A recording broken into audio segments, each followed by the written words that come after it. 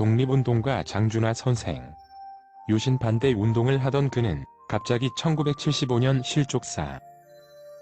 그가 갑자기 죽자 의문사라며 모두가 박정희 정권을 의심. 포천 약사봉 근처 높이 약 12에서 13m 경사도 75도의 절벽에서 추락. 하지만 타살이라고 주장. 망치로 쳐서 저런 모양이 생겼다고 주장하지만 떨어진 곳이 계곡이고 돌이 많은 지형. 충분히 저런 모양이 생길 수 있고 망치로 쳤음 정가운데를 중심으로 깨져야 원 모양 위쪽을 중심으로 깨져 있다. 망치는 아니고 불규칙한 모양의 돌로 맞은 자국이라 하는 게 더 타당. 그리고 머리를 누군가 친 거라면 뒤통수 가격이 일반적. 전두엽 측두엽보단 후두엽 가격이 위험성이 큼. 생명과 관련된 뇌부위가 뒤쪽에 위치. 축구에서 종종 선수들이 머리를 부딪히는 사고가 발생하는데 보통 뒷머리 가격당한 선수가 위험한 경우가 많다. 누군가가 일부러 떨어뜨렸다. 헌데 떨어진 지점의 높이가 비교적 낮다.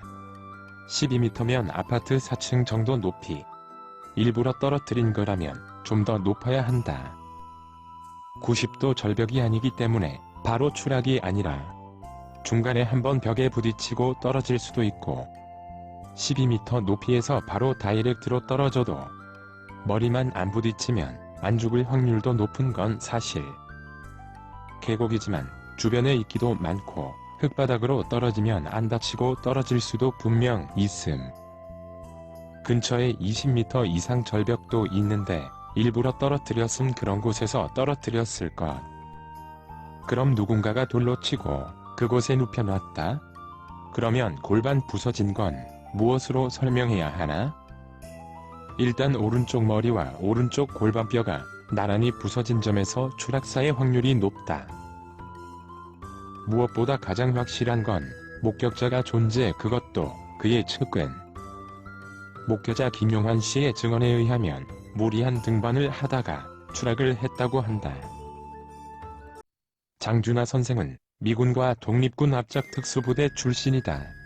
지금의 UDT 대원보다도 더 강도 높은 훈련을 했던 분.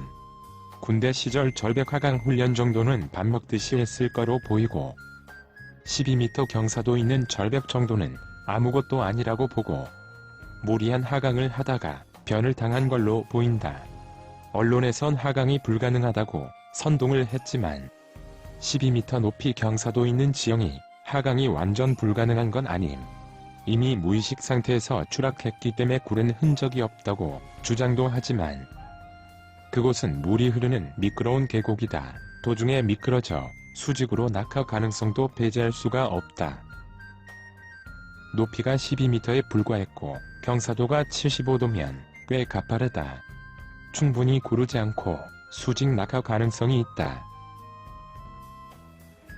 노무현 전 대통령의 서거 사건을 보면 일단 높이가 40m 정도로 높았기 때문에 구른 흔적이 있었음. 그 계곡은 길도 없는 협소한 곳이기 때문에 몇 사람이 장준하 선생을 업고 가서 던질 수 있는 그런 곳도 아니다. 반면 노무현 전 대통령의 서거 당시 부엉이 바위는 누군가가 몇 사람이 절벽으로 던질 수 있는 그런 환경. 또한 박정희 정권에 가장 부담을 줬던 인물은 장준하 선생보단 윤보선, 김대중, 김영삼 정도. 타살을 기획했다면 그들을 표적으로 삼았을 것. 헌데 박정희가 바보가 아닌 이상 야권 유명인사 암살하면 전 국민이 박정희를 의심하게 되는데 그걸 실행했을까 하는 거다. 장준하는 김구의 비서였고 박정희는 김구를 찬양했던 인물. 김구 아들 김신도 박정희와 같이 5.16에 참여했고 박정권 때 주요 요직에 앉음. 장준하 선생은 5.16 쿠데타 때 국가재건위에 잠깐 포함되었다가 얼마 후 제외됨. 5.16 군정은 박정희 혼자 모든 결정을 했던 건 아니다. 군인들이 투표로 결정함. 5.16 군정에서 박정희와 김구 아들 김신 두 사람 가지고 장준하를 재건위에 포함시킬 수는 없었을 것.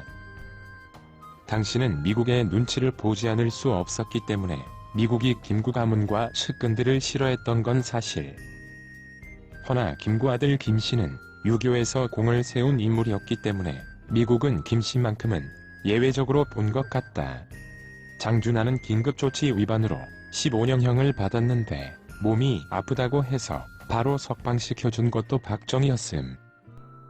당시 닉슨이 베트남전 패배로 한국 대만 아시아 미군 철수 통보하고 중국 방문 오키나와 반환시키자 유신 선포하고 자립 자주 국방선언.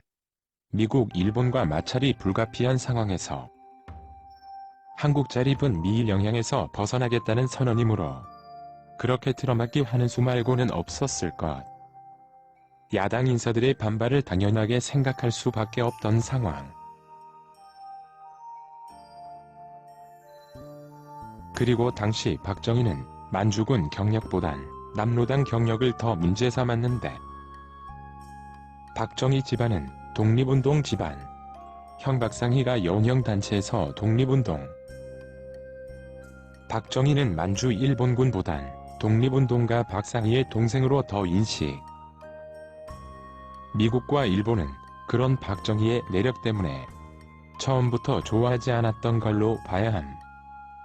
장준하 선생 죽음은 실족사일 가능성이 더 크지만 설사 의문사라고 해도 박정희의 지시라기보단 반대편들이 기획했을 가능성도 분명히 있다.